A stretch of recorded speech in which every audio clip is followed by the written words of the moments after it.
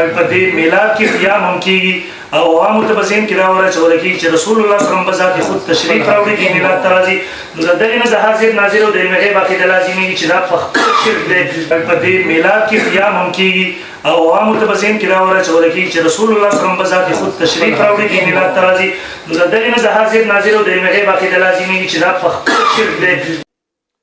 جواب نه مخکې اول خبره دا ده چې موږ بېشک د تشریف اوري عقیده لرو، خو په دې معنی سره چې رسول الله صلی الله علیه وسلم د الله په اذن سره په کل کائنات چې کوم جیته د محفل میلاد شریف محفل ته لږ وغواړي نو د الله په حکم سره تلای شي، هلته حاضرېدای شي. نه خو دا وایي چې هر روز درومي، هر محفل ته ځي او همیشه درومي، بلکې د الله په اذن حکم سره چې کوم محفل میلاد ته حکم جي چې حضور پاک لږ وغواړي نو هلته تلای شي. دویمه موږ الحمدلله د الله په عطا سره نبی علیه السلام حاضر ناظر هم مانو او دا شرک نه ده، کفر نه ده. او د الله په عطا سره نبی علیه السلام ته علم غیب هم مانو، علم غیب عطایي غیر محیط عقیده لرو او دا هم شرک نه ده، کفر نه ده. ولكن الوهابیه قوم لا یعقلون، خدا دیوبندیان او وهابیان عقل نشته چې په پیژني نه. اوس محفل میلاد ته د حضور تشریف اوري عقیده سره نه عقیده د حاضر ناظر لازمیږي او نه عقیده د علم غیب لازمیږي. اگر چې دا دواړه عقیده موږ په خپل جی باندې لرو، خو اعتقاد د تشریف اوري سره دا دواړه عقیدو چې یوه عقیده هم نه لازمیږي. اول برکت پر زیبا حواله د الحاوی للفتاوی پیش کوم. جلال الدین سیوطی صاحب رحمت الله علیه صفحه 669 باندې فرمایي: فحصل من مجموع هذه النقول والاحاديث ان النبي صلى الله عليه وسلم حي بجسده وروحه وانه يتصرف ويسير حيث شاء في اقطار الارض وفي الملكوت. نبی علیہ الصلوۃ والسلام په خپل جسم او روح مبارک سره په قبر انور چې زمدای هم دا تصرف هم کوي او په مځکه اسمانو چې ملکوت او ملک چې کوم ځای وغواړي د الله په حکم سره تلای هم سي. دویمه حواله براهین قاطعه چې د خلیل احمد امبیټوي دیوبندي تصنیف ته چې د رشید احمد گنگوهی په حکم سره لیکلې ده، د دې صفحه نمبر 203 باندې ده. اس بات کو خوب یاد کر لینا ضروری ہے کہ یہ عقیدہ سب کا ہے کہ انبیاء علیہ السلام اپنے قبور میں زندہ ہیں. دې خبرې ښه یادول ضروری دي چې دا عقیده د ټولو ده چې انبیاء کرام په خپلو خبرو چې زمدي دي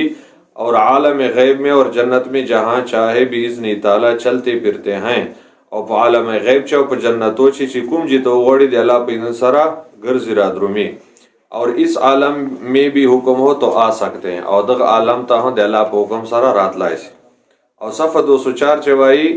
وہی موترز دوام تشریف آوری کہتا ہے یعنی فعالیت کا دوام نہ امکان و وقوع احیانا. وہی مجرد دوام و فعالیت کا یعنی چاہے میں شاہ حضور پاک راضی او بالفعل وی دی امکان او دی احیانا چې کله کله حضور پاک راضی یا راتلای شي د دې منکره نه یو. درېمه حواله د کلیات امدادیه چې امداد الله ماجر مکی صاحب دا چې د ټول علماء دیوبند پیر مرشد دا کلیات امدادیه صفحه 79 چې دارالاشاعت و مطبوعه دا وائی راہ اعتقاد کے مجلس مولد میں حضور پر نور صلی اللہ علیہ وسلم رونق افروز ہوتے ہیں. اس اعتقاد کو کفر و شرک کہنا حد سے بڑھنا ہے. وہی د حضور په باره چې دا عقیده لرل چې محفل مولود شریف ته رادرومي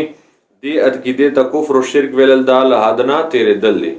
او دغه نن سبا ډېر ملاګان هم له حد نه تېرېږي، د خپل پیر و مرشد کتاب او فتوا هم نه مني.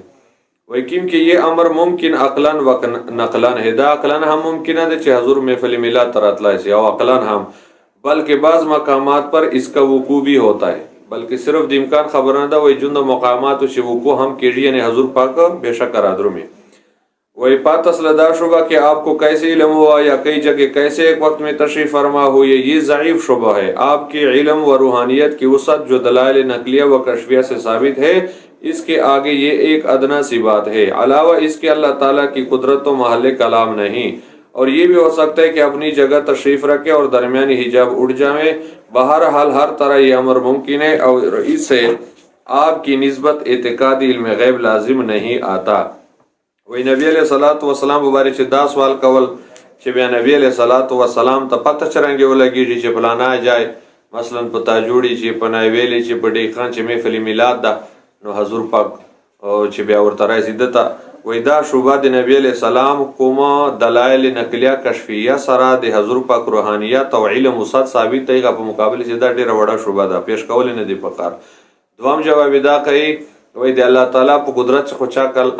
خبره نسته د اعتراض نسته خدای په دې قادر ده چې نبی علیہ السلام ته د الله په عطا سره پته هم ولګي جارای هم سي. او درېمه جواب دا کوي وای دا هم ضروري ده چې حضور پاک هر محفل تجدا هم کې دای سي چې په منځ پردې الله تعالی پورته کې